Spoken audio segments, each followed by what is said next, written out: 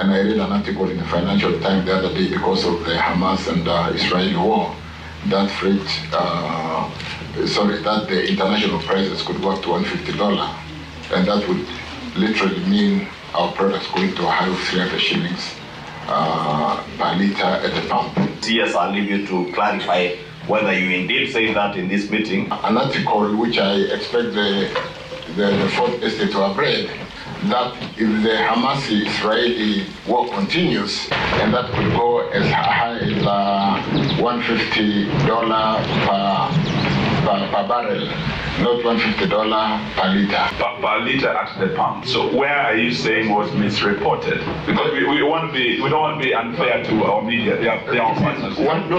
Thank you for playing that, because that's accurate. The $150, we don't buy products out in the international market on the litre. We buy on the barrel. I don't want to have that kind of connotation that we have institutionalized corruption. And this is not even corruption. We are calling it budgeted corruption, but this is actually theft of public resources, if at all it was taking place. But if, as a government officer, you come and state that, we want the facts so that we take control, and we also want to take the measures that are required. We want the facts. I don't know the source of those facts. Who has the facts? But it's interesting. The Cabinet Secretary for Energy read an article on Financial Times. I read an article on weekly CBK Bulletin for the Central Bank of Kenya, November 3rd, 2023. One of the paragraphs says, international oil prices declined during the week ending November 2nd, which is, when was November 2nd? Last week. Last week.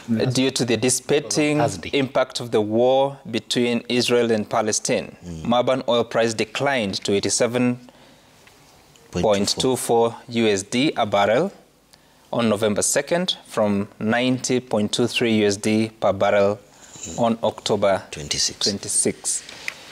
And of course, you can guess what that means. So the CS talks about 150. So Javas, we were with you. What is this telling us, especially on how we are sourcing information, but also how government is communicating? Because there are three things here. The control of budget communicates of what she found astonishing. The Cabinet Secretary for National Treasury is saying we want the facts. The Cabinet Secretary for Energy is reading Financial Times. What are they supposed to do with all this information as they communicate to Kenyans? Well, this cross-purpose information sharing or conversation amongst government officials itself leaves a very bad taste in the mouth, some. And including amongst those that you've mentioned, there is one other, including, you see, government chief advisory, the chair to the president's economic council, also communicating other facts. Now, there is no person in this country that can access facts and information more than government. No person. So any citizen then would be worried about all this kind of varying information speaking to the economic situations in the country.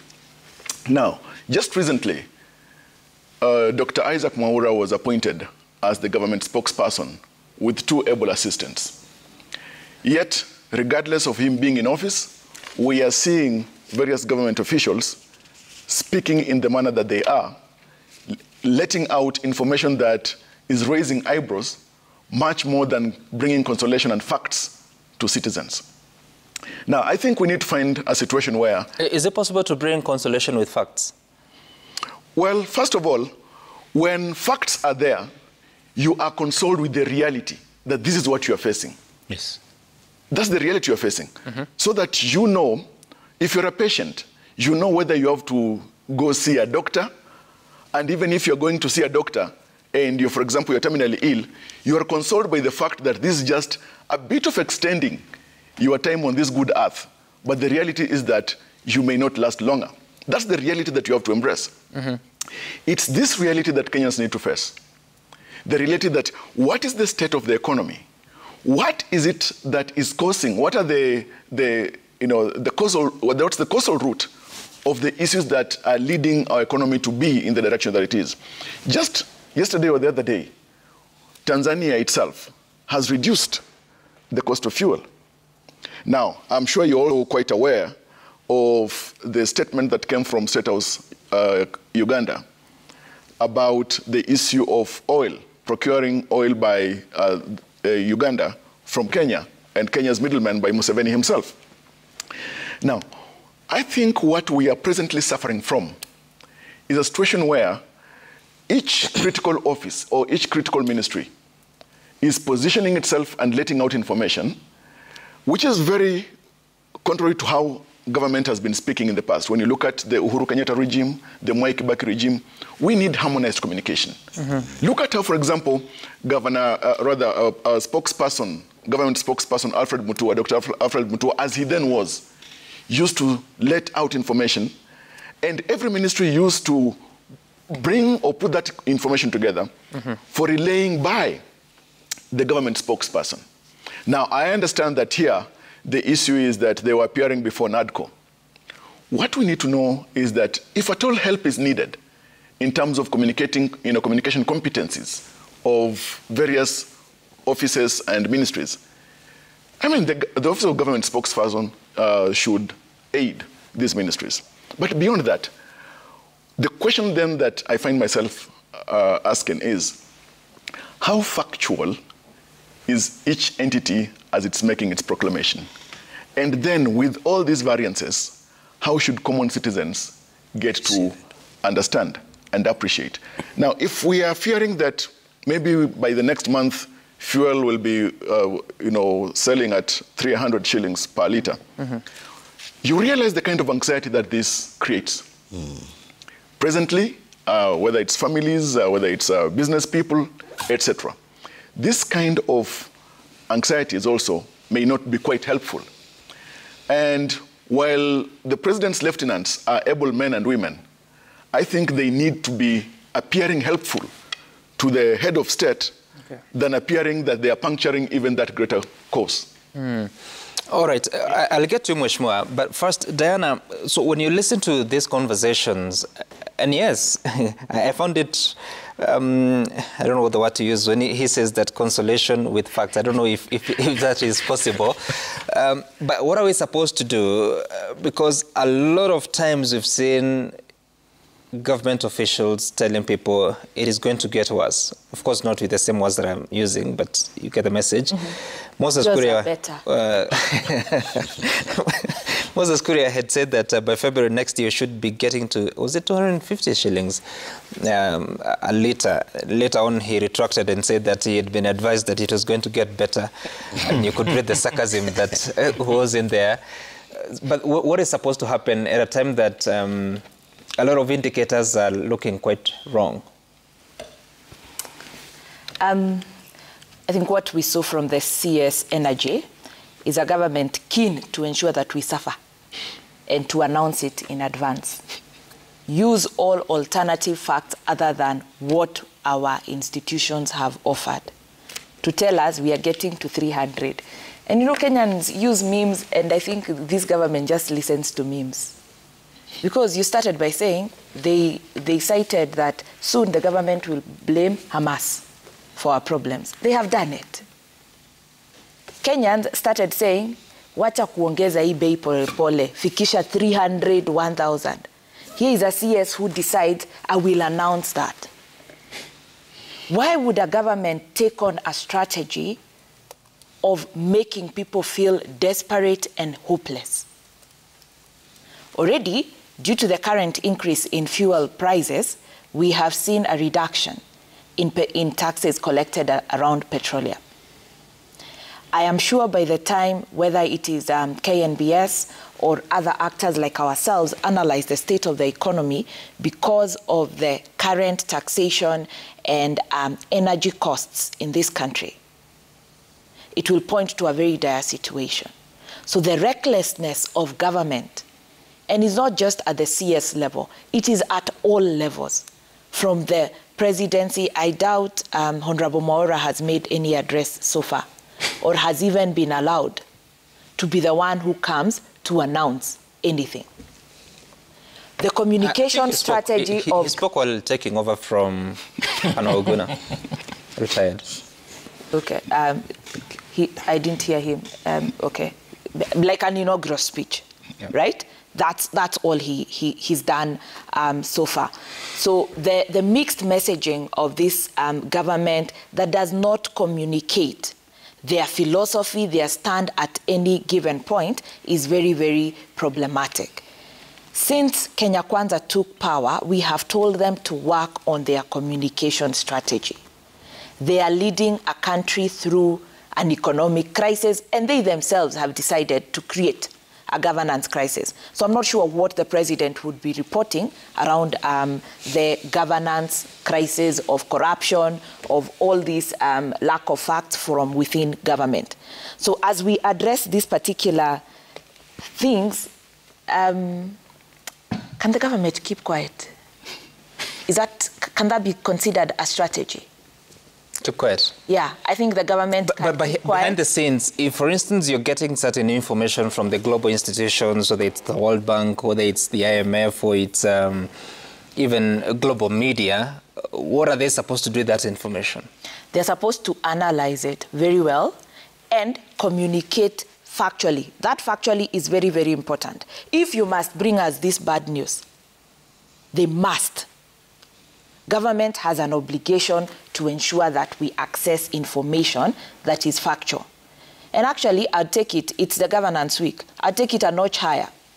Commissioner Kasait, ODPC, when government misleads us around data protection issues, please, the same way you're finding hospitals, media houses, and other people who share lists, these government officials need to be held accountable because you're allowing us to keep running on propaganda, false information and disinformation.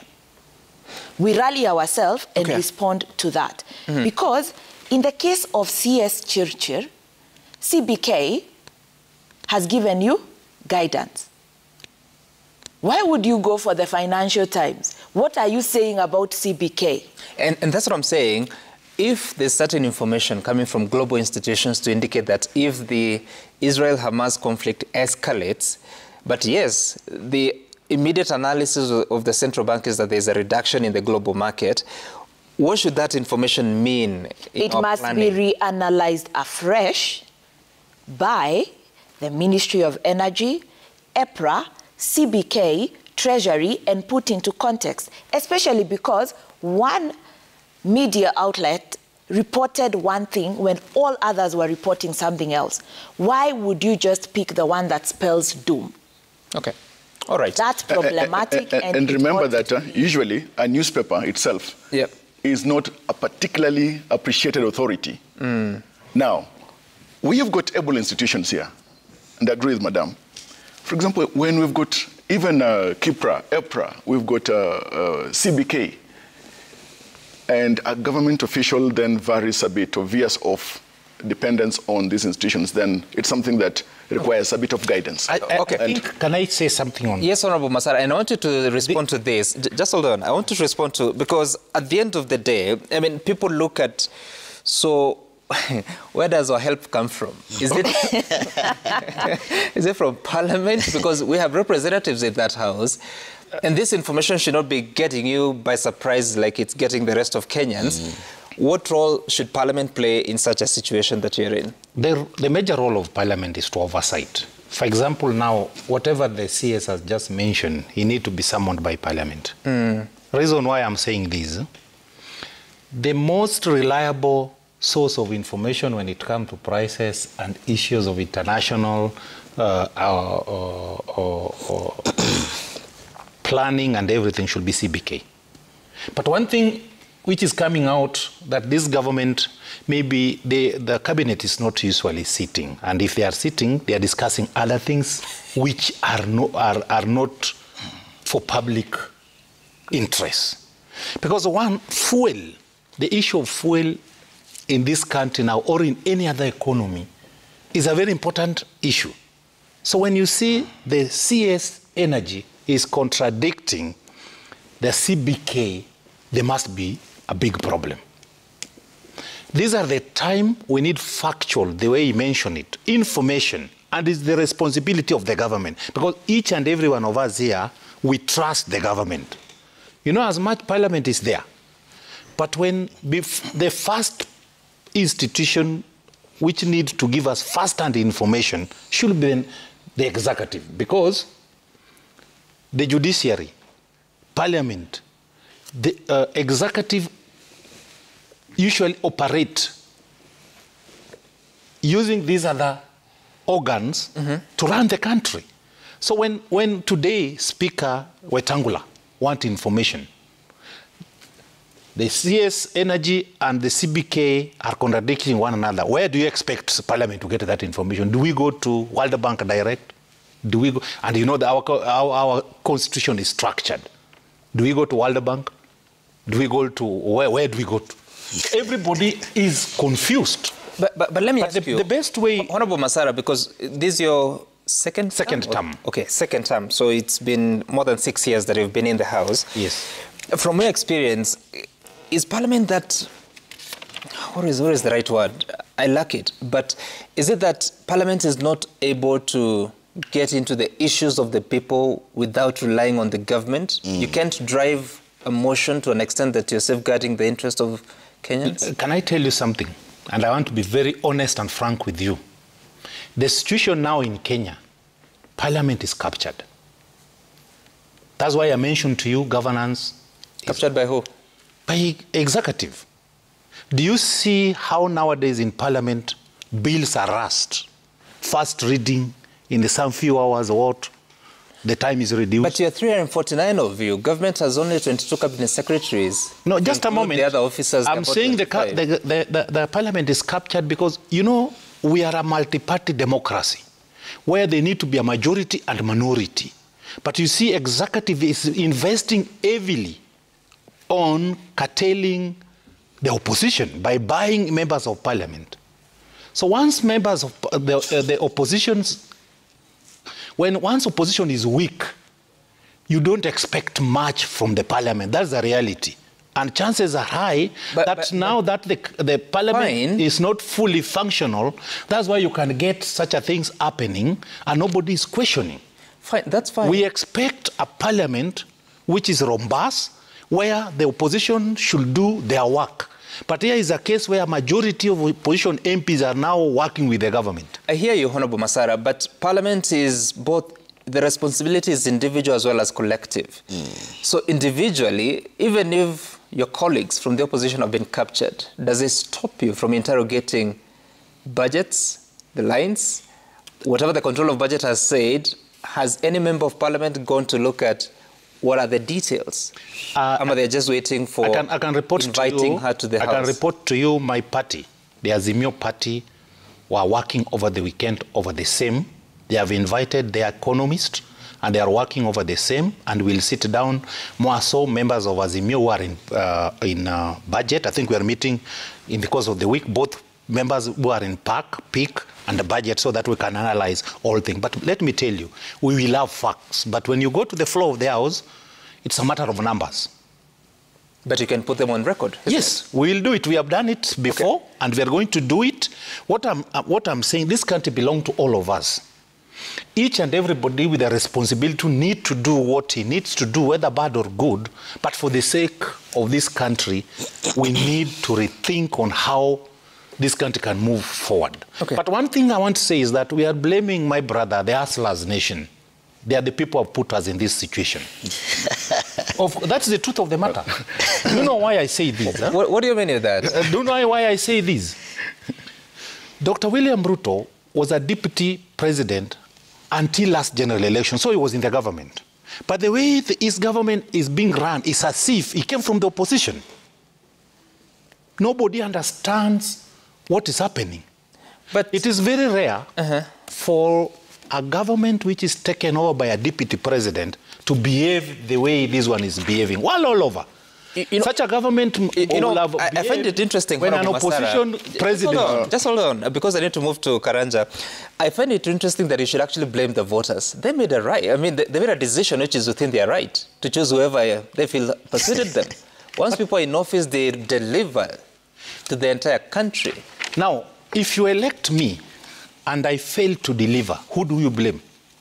It is the person who elected me. That's why I'm saying I'm blaming the How does that work in a democracy? The truth of the matter is moving forward in the subsequent election, when each and everybody will presenting their manifesto, the public, especially my sister, you need also to analyze the manifestos and advise the public accordingly. Not euphoria. But Kenyans still make that decision, isn't it? No, but they can be guided. There are people in your constituency in more mature democracies, the media and what we call how do you call it? Civil society. Civil society. Civil society play a very important role. And that's why they derive their relevancy. But in the last general election, all of them went to bed with Kenya Kwanza. They were all agents of Kenya Kwanza. Very few were talking reality. Well, everybody was opposing Raila because of the handshake. No, that is not factual. It is factual. Let's not go into that, because Mheshimiwa here is using crutches to make his point. I mean, don't depend on political crutches. As a matter of fact, Mheshimiwa, I'm a politician. Yes, sure. But you see, look, I'm a politician. Look, when you say that, for instance, the situation in which we find ourselves today is a direct consequence of the policies and decisions of President William Ruto just 1 year ago, I think we are being averse to truth and reality. Just when you check the reports, for about a decade now, close to 30 companies, big companies, have closed shop. 10 years. And a couple of others. The kind of borrowing that we've had for the past 10 years. And then when you do that, also appreciate the role of a deputy president as it is sheltered in our constitution.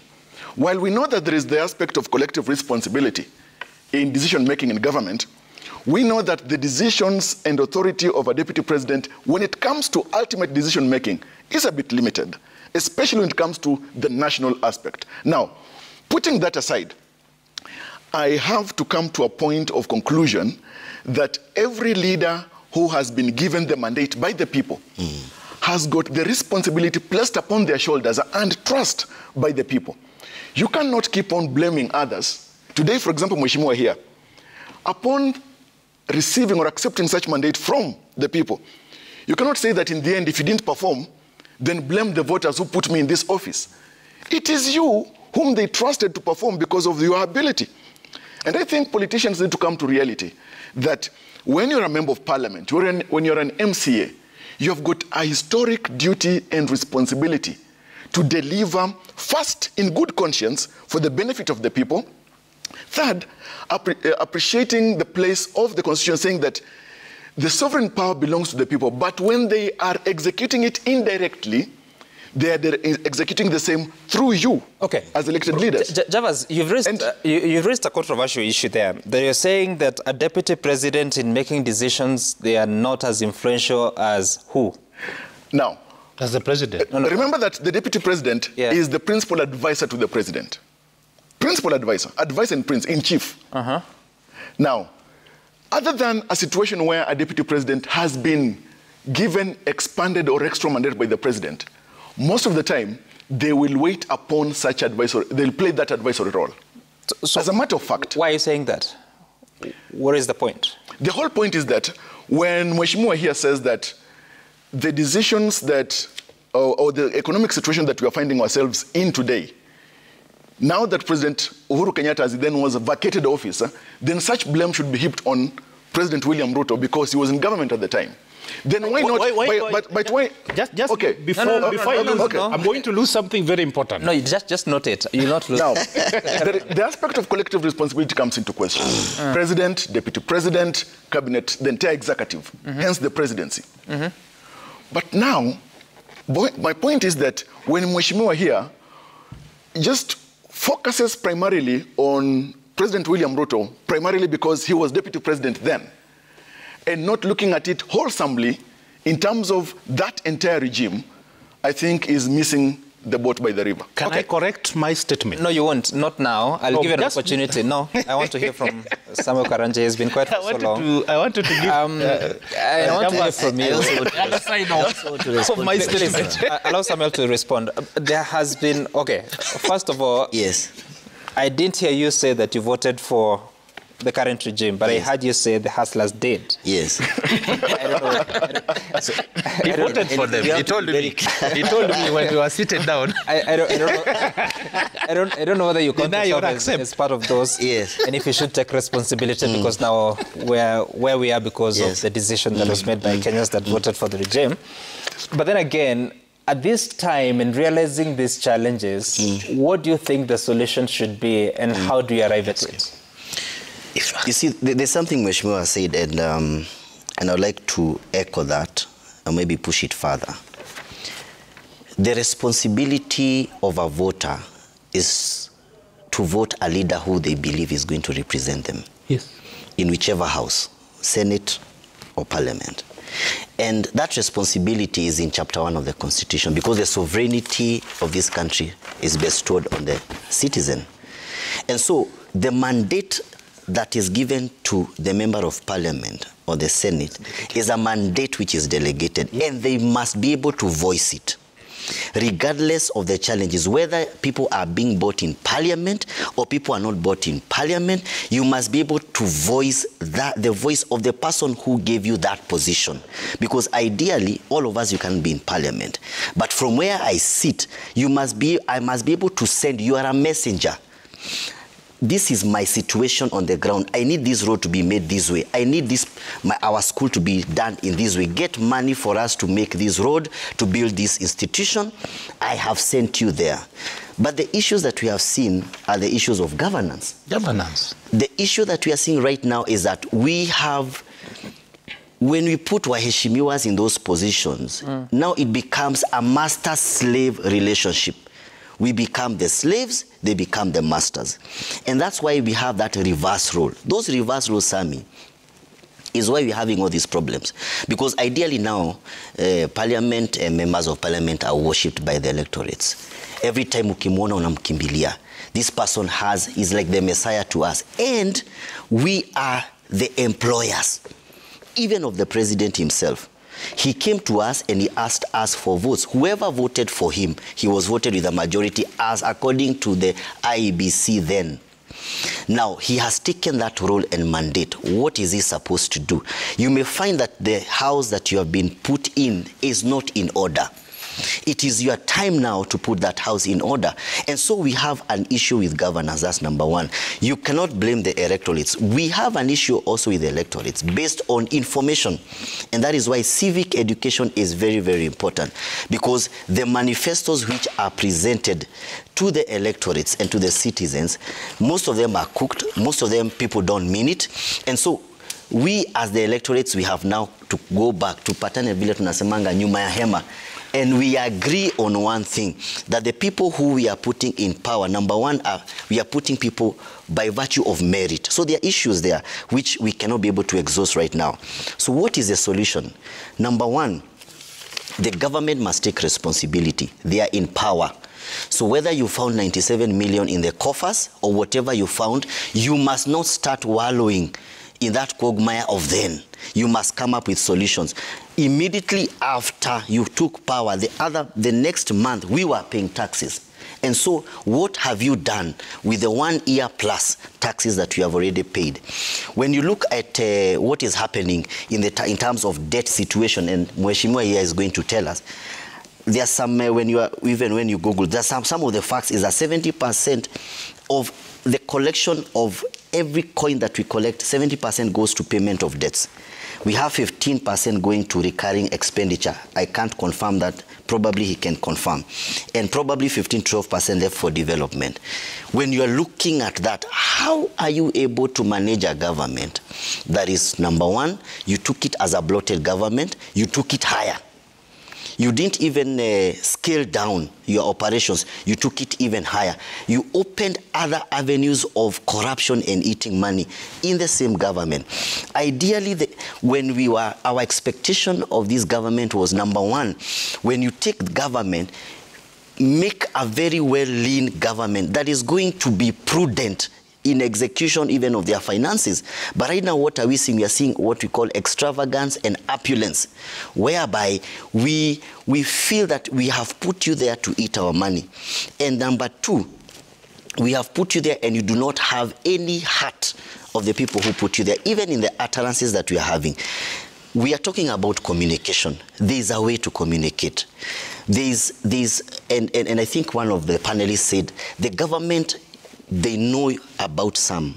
They have information about you. So when you're talking about information, they have relevant institutions which give them relevant and factual communications. So when a CS says that I read an article, that international, reading an article, which article did you read? We look at the facts of the Central Bank of Kenya, which is a credible institution enshrined in the Constitution of Kenya, a credible institution.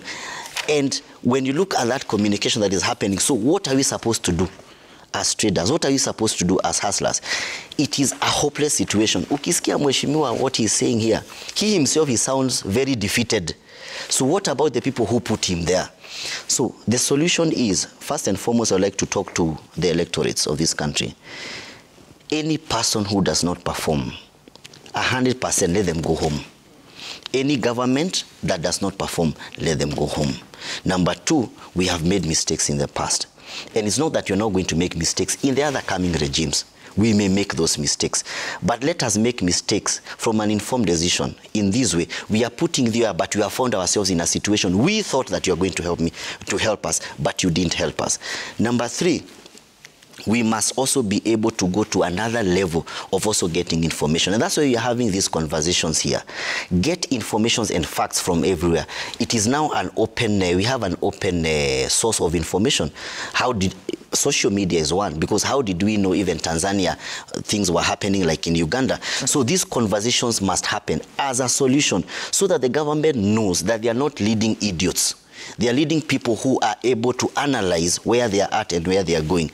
So brilliant until the election. But yeah, there are issues there, and I think my sister can be able to address that better, because for us, we are the victims, as the Mheshimiwa is saying, and is pushing the blame to us. Lastly but not least, the government must be able to know that power is transient. Yeah. And when you are put there, history will judge you very, very harshly, regardless of the amount of money you amass for yourself. We have seen people who are more powerful than you. They have exited power, and they have also exited this good earth of ours. They no longer enjoy what they amassed. You must be able to be a godly person, or if not godly, a spiritual person who understands the nature of humanity and the nature of relationships. Okay. You are put there as a responsible person to make sure that you can be counted in the history of this country, that you brought a change. If you don't do that, you are going to be cursed with your generation, because whatever is happening right now, putting yourself in those positions is a position of curse. Because God has given you that responsibility. And the moment you take advantage of people who are weak, God is their judge. And when he comes down with that whip, you're not going to enjoy it. Can I say some, you know, you are to give me a chance? Yes, I was to give you an opportunity, which I will right now. Yes. I look at the Central Bank of Kenya. It's an article. Well, it's a bulletin, weekly bulletin, that the public data as of August 2023 was 10.5 trillion shillings. The ceiling is 10 trillion shillings. Parliament is watching. What are they doing about it? The ceiling is yet to be reviewed. There was supposed to be a debt anchor. I'm not sure if it's been passed, but even then we're still past 10 trillion. That's why I mentioned the issue of governance. Somebody is very much aware that the ceiling is 10, is overspending it. Remember, you approved the budget with a deficit that was to be borrowed. Yes, but remember, by that time we were approving the budget, it was 9 point something. So normally... No, it was not. Yeah, it was. According to CBK June records. 2023, it was 10.25. By the time you're approving the budget, no, it the was records I have. The records I have, I can say that what we were given, because we must be given from a credible institution, the debt limit by that time, by the time we are going for budget making, there was around 600 and something difference between the selling and what was already there. That one I can say authoritatively, I'm a member of budget committee, because those documents were supplied to us. 9.6 trillion shillings was in April. No. By the time we were going for budget making, I'm not certain particularly which month. That's what I'm saying. But there was still a gap. I'm not doubting what you're telling me. I'm simply telling you that according to the Central Bank of Kenya and the National Treasury, 9.6 trillion shillings was April. According to the control of budget, we hit 10.25 trillion shillings in June. According to the Central Bank of Kenya, we are at 10.5 trillion as of August. So in making decisions, are you getting the right information? That's it. The informations are not flowing. That's why we need, you know, when I mentioned the issue of civil society, Jawas as my sister and everybody was almost jumping. The truth of the matter, apart from parliament, civil society play a very major role in issue of governance, and a lot of money are being pumped into these bodies to help in governance. One way is even to help parliament. I've attended so many functions or seminars of civil society taking us through a budget, the debt ceiling, giving us best practices from other countries, what need to be done through civil society. But what I want to say is that, one, it's a wake-up call for the civil society of this country and the media, that it is high time we do what we must do. As you blame MPs, you also do what you must do, so that we work as a team to achieve the actual... That is good to say. Yes. But this is how this country is governed. You have the executive, elected by the people. Yes. Parliament, elected by the people. And then judiciary, appointed through Parliament and the executive. Yes. And the Judicial Service Commission. So yes, the institutions will do their work, but it is you to effect it. That's true. But you know, all these institutions, more so, let me talk on behalf of Parliament, we need support of everybody for we to work well because of issues of governance. When we have a vibrant opposition, things will not move the way... What specifically do you need? Numbers. And then, just a moment, numbers, we have the numbers as opposition and the issue of governance. That's why when we are at Bomas, we are talking about protecting multi-party democracy. Remember, when opposition was very strong during Kibaki's time, things were not the way they were today. When civil society was strong, during those times, things were not the way they were today. I want to raise something about... You're losing me, Mheshimiwa, because you're saying you need numbers. But I'm wondering, okay, if the public debt is beyond the ceiling, you don't need a number to speak before Parliament. We have been speaking about it. I want to talk about myself. Remember, you can pick clips. When Finance Bill of 2023 was being discussed, I was very vocal about it because What did you say? I was against some areas where the current regime wanted to introduce taxes which are not realistic. I'm talking about now, this regime. Public debt, specifically. Public debt, that's the work of actually still the regime, the issue of governance. What needs to be done? There are areas where I can accept the institution is pushing the government because, for example, the exchange rate of, the debts, also the exchange of dollar will increase the figure. Am I right, my sister? Because these debtors, they are business people. So when dollar is 150, and by the time we are taking the debt, it was 102, they make a kill. That's why we need to manage our debt portfolio. In some areas, I propose, actually, we were trained on how a government should look out to manage their debts. And I spoke about it. And I can still repeat that it is high time we put as a priority how to manage our debts. Otherwise, it's going to kill us even the next financial year. Because if we don't manage it, we don't renegotiate the debts so that we can see what to do. And then when we borrow, when we must borrow. And whatever we are borrowing should be invested in the economy to spur the economy. We should not borrow for salaries. We should not borrow for hospitality. We need to borrow. I was expecting by now that this government, with all the money they have spent traveling abroad, we need to give it one major project from outside. to bring in new money which was not there, to help us stabilize the economy. I like and two, before I conclude, no, just on this one, I don't want to lose it because we are going. It is a very sensitive issue touching on me. When I was talking about a deputy president, when you are aspiring to be somebody, you start learning about that institution. Fortunately, if you are in that government, it doesn't matter how powers you have, you are there. You as a deputy president, you are able to access CBK information, you can call a CS, you have powers.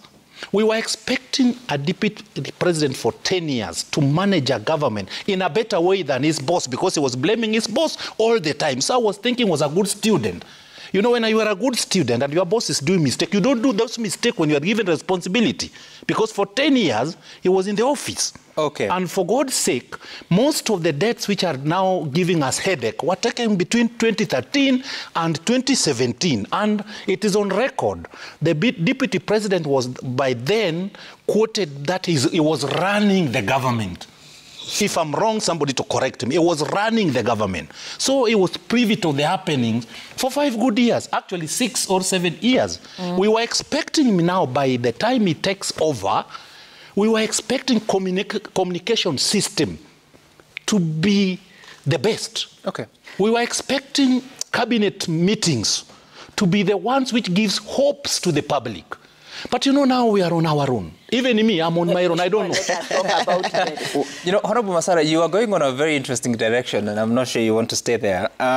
You said that travel expenditure, that we should have seen a few projects coming in. But did you know that Parliament is the single most expensive institution in travel?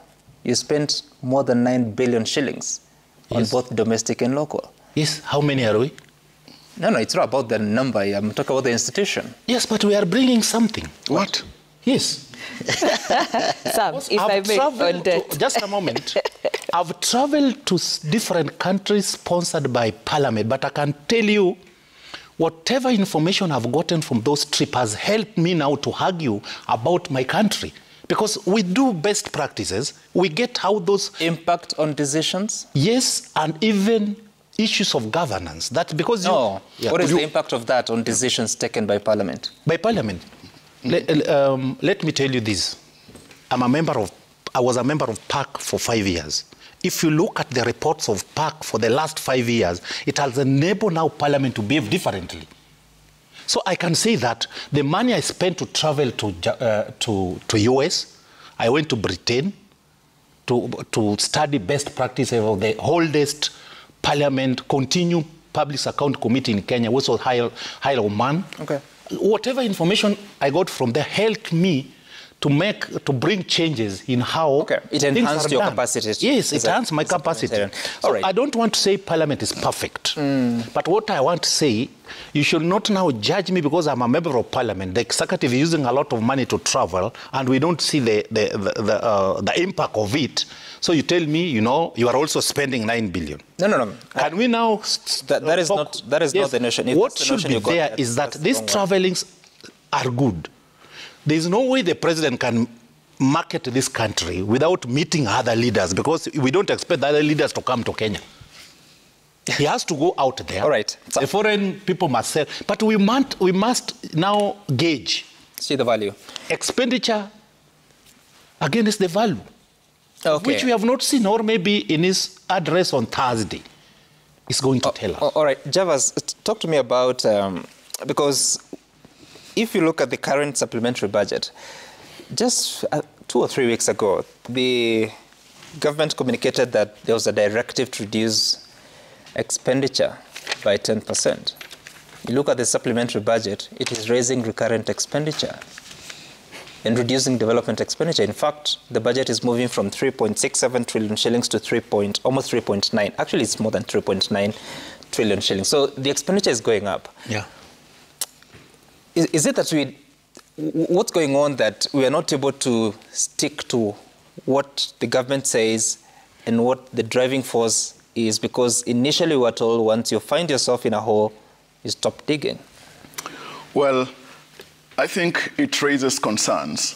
And when we say that when you're in a hole, you stop digging, maybe we should take the tool that is used for digging from the hands of the one digging. Now, when the supplementary budget is availed in Parliament or tabled in Parliament, what will parliamentarians do about it? It is important that Parliament and the executive become more conscious about the state of affairs of the economy. And when the president actually, which is quite laudable, said that it's important to cut travel by state officers and government officials, public servants, and only essential travel should be entertained. That came across as very conscious and caring. And therefore, it must be important that national government and even county governments get to reduce that. I've just read on page 40, on page 10 today in The Nation, about now some government officials trying to push NGOs to foot some of their troubles and give them allowances, etc. I mean, I think this is a bit of a disturbing issue. When we talk about ethics, appropriateness, and delivery of service of individuals who are in public office, there is some kind of desirable behavior and reduced or measurable, measurable appetites. People should not just want to travel for purposes of accumulating allowances. Mheshimiwa here a little earlier said that as we apportion blame on the executive and parliamentarians, we must also apportion blame on ourselves. Now, this brings me to reflect a bit on the novella by Arthur Eric Blair, Animal Farm, popularly known by his pen name George Orwell, who postulates that some animals are more equal than others. And here, even as Mheshimiwa talks about travel for purposes of accumulating knowledge out there to help him deliver much better, he does not talk about, for example, the 3% mortgage that they get when, or thereabout, when citizens are getting mortgage at interest rates of about 14, 16%. Now, as a matter of fact, we know very well that we must take care of our leaders much better to try and have them not get tempted into matters or the corruption or path that a number of them, get to talk, to work. We've had cases about some of them getting some envelope, in their lavatories. And we wonder whether these are the people that we sent to Parliament. It is important that these institutions, Parliament itself, the executive, county governments, actually get to be very practical about demonstrating how empathetic they are with the state of the economy today, reducing this travel, etc., and even reducing the delegations. This thing is very important, especially now. We are not the first country to find ourselves in this situation. Greece found itself in this situation, as well as many other countries. In 1938, in the United States of America, Franklin Roosevelt, with the New Deal to his country, found himself in a situation where he had even to make compromises about some of the ambitious programs. And you remember that in the history of that country, he is the president who went ahead to have third term and even fourth term. And it's because of certain consciousness and the consciousness and the compromises he had to make in executing the New Deal. Now, here in the next 2 days, we expect His Excellency President William Ruto to speak to a nation about matters security, matters good governance, and the obligations of this country on matters international. Today, we'd want to wait and see, for example, how the president will want to move this country about a practical timetable for withdrawal of our security personnel from Somalia. It will be very important. The other thing would be how to secure our borders in the north, as the coastal parts of Kenya, Kilifi, and Lamu. These things are important. But beyond that, as well as we know, for example, Parliament has got the mandate to facilitate constitutional commissions, Chapter 15 commissions. Today, when you look at the budgets of constitutional commissions, they're so meager. And Parliament is not giving appropriate, satisfactory budgetary allocation to constitutional commissions. And I want to imagine that in the president's remarks on Thursday, he'll want to implore Parliament to consider the issue of satisfactory budgeting or a budgetary allocation for constitutional commissions. The other thing is that the state of the economy as it is now is not just a national concern. The state of the economy becomes also a security issue. Because when there is so much decline, when there is unemployment, etc., living in the consequential decade that we are in, where Vision 2030 is nearly facing a sunset, we have got Africa Union Vision 2063.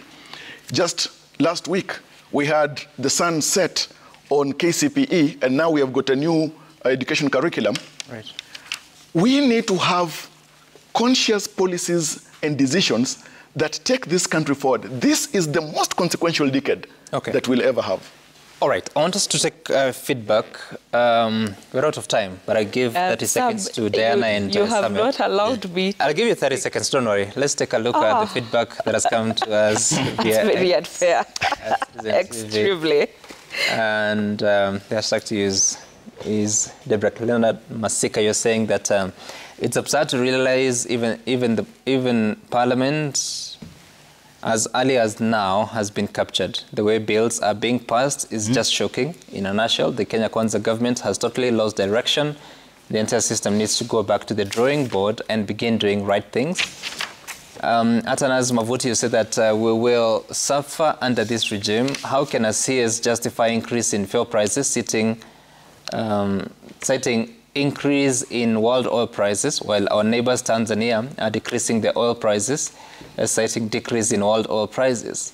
Are we getting the oil from same world as Tanzania? Sad. Okay. Lillian CEO, you said that His Excellency William Ruto introduced affordable housing financing, offering citizens a chance to own homes. It consists of a social and affordable housing component, aiming to benefit all. Don't say all, it's not all.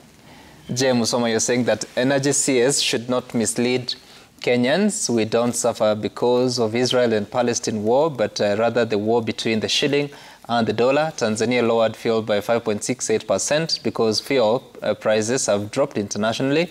Exchange rate will go up as long as Kenya fights the dollar. Okay. Engineer Lazaro, President Ruto should create one constitutional channel where Wananchi gets developing information from government. We are sick and tired of contradictory statements from different quarters. How does Hamas-Israel war affect the fuel prices? And Sir Nixon Dugire, I know courses like business studies, economics, etc. can aid one in management, but it's time there be a special one about how to manage a state or country. Maybe in it, it will wipe out poor planning, empty promises, mismanagement of funds. All right. And Bob Otieno, you're saying that President Ruto should come out clearly to Kenyans about taxes, runaway corruption, about El Nino, which has left citizens in limbo, and more so latest breaking news that a liter of petrol might go up to 300 shillings. And more. Okelo Mwalimu, finally, you're saying that honestly speaking, the current regime has scored an A in PR stance, a B in policy formulation, a C- in implementation of such policies. However, the president seems to have been let down by the Council of Economic Advisors, who have failed to guide him on basic economics. Okay, it appears there is apportioning of blame to each and every quarter. But Diana, in a few seconds, because you're out of time, please tell me what then shall we do, even as we wait for the president to address the country? Even as we wait, but first, one of the things we hope to see is Mheshimiwa here is saying hope may be around civil society. The president promised within 6 months to have effected the Public Benefit Organization Act. It is not yet effected. It's the act that is supposed to ensure there is free media, free civil society. So I look forward to hearing the progress around that. But around debt, and it's something that has been discussed, it is time, and there's no hope. So we as the citizen, let's go back to Article 1. Parliament is captured. Article 15 constitutions have no funding. They will not speak. The executive is just playing along and borrowing. You said the debt is currently at 10.5. Based on inflation and our own calculation, it puts it at close to 11.5 trillion. There is undisbursed loan, signed but not disbursed, 1.5. So we are at 13 trillion. We are no longer at 70 shillings, 70%.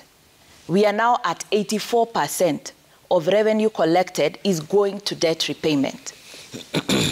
And this government has continued to say, we must pay, must pay, must pay. At what cost?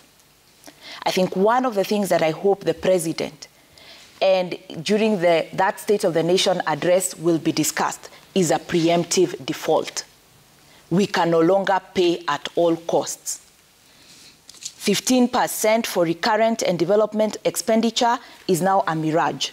It is being furthered by Kenya Kwanza. Let us negotiate ourselves out of an economic and service collapse as soon as possible.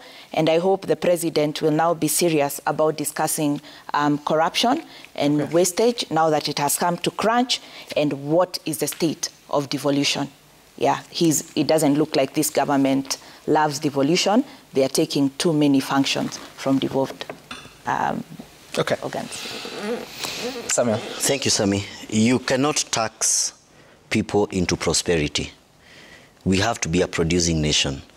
And I would like the president to come up very clear in cottage industries. What is the government going to do in terms of policy to encourage local manufacturers, make sure that the cost of power is down so that people can be able to produce? And I said this in an earlier show, that it is easier for a person to set base, a business person to set base in South Africa, manufacture in South Africa, come and sell in Kenya at a cheaper rate than a person who has set base in Ruiru and is selling in the same market. When you're looking at the government, the policies that they're supposed to come up with cottage industries are going to help micro, small, medium enterprises. The other thing is what the Commissioner General is talking about, tax amnesty. When they are giving the tax amnesty even to traders, onto the business people, they must come very clearly that those tax amnesties are not on imposed figures that they think that they are supposed to be given tax amnesties. They should be on realistic figures that the business person has been able to transact in, because they are those imposing figures. They are looking at your books and they are saying you must have traded 250 million shillings in a small shop in Nyamakima. It is not possible. Come and look at our books and give us realistic arrangements that you can be able to pay taxes. Lastly but not least, tax holidays. We are having many people who want to come and invest in Kenya, but as we have read in the newspapers and other quarters, companies are leaving Kenya to trade or even to set base in our neighboring countries. What is happening? We must make sure that we ask ourselves the difficult questions. Instead of attracting investors, we are chasing them away, and yet we are saying that we want to increase the GDP of this country in double digit. There's no miracle in that. We must be able to be very realistic, and we must be able to be very pragmatic in our approach in matters of governance. Thank you. Okay. All right. I have to thank you all. You call it capital flight. Sorry, Moshmo, we are out of time. They're waiting to come on set, so let's allow them to do that. And it's interesting that, Diana, you said that we are sort of at 13.5 trillion debt. I'm just wondering, what is the GDP currently? That one I have stopped calculating because Parliament says we are moving to a debt anchor. It should be 55. But whatever you use, whatever matrix you use, the debt we have is unsustainable. We cannot even survive. All right. Thank you so much for making time for us. Honorable Peter Masaro from Suna West and Member of Budget Committee, Javas Bigambo, Governance Analyst, Diana Gishengo from TASA, and Samuel Karanja here from MSME Alliance for having this conversation. We wait to hear what the President will have to say about the state of the nation. Of course, the challenges are many. They are known. The problem is well defined. The solutions are missing. My name is Sam Gituku. See you again some other time.